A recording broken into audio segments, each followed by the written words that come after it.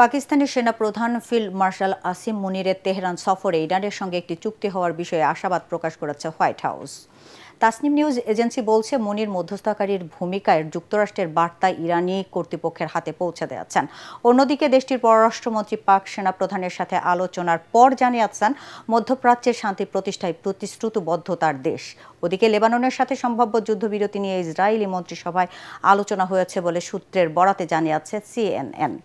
এদিকে উপসাগরীয় অঞ্চলে যুদ্ধবন্ধের আশায় এশিয়ার পাশাপাশি পশ্চিমা পুঁজিবাজারেও বড় উত্থান দেখা যাচ্ছে। আরও জানাচ্ছেন আদিব মোহাম্মদ।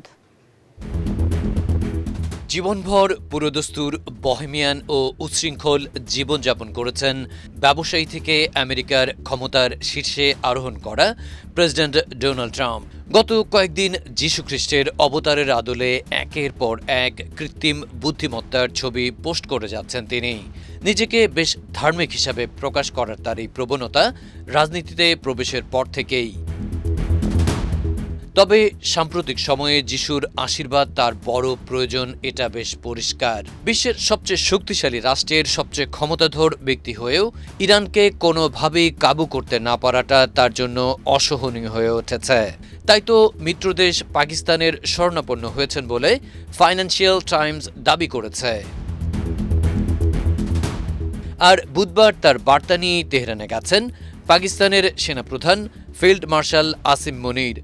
এই সফরকে ঘিরে ইরানের সঙ্গে একটি চুক্তি হওয়ার বিষয়ে আশাবাদ প্রকাশ করেছে white house. Tasnim news agency বলছে, মুনির মধ্যস্থতাকারীর ভূমিকায় যুক্তরাষ্ট্রের বার্তা ইরানি কর্তৃপক্ষের হাতে পৌঁছে দিয়েছেন। অন্যদিকে দেশটির পররাষ্ট্রমন্ত্রী আব্বাস আরাকচি পাক সেনাপ্রধানের সাথে আলোচনার পর জানিয়েছেন, মধ্যপ্রাচ্যে শান্তি প্রতিষ্ঠায় প্রতিশ্রুতিবদ্ধ তার দেশ। ওদিকে লেবাননের সাথে সম্ভাব্য যুদ্ধবিরতি নিয়ে ইসরায়েলি মন্ত্রিসভায় আলোচনা হয়েছে বলে সূত্রের বরাতে জানিয়েছে CNN।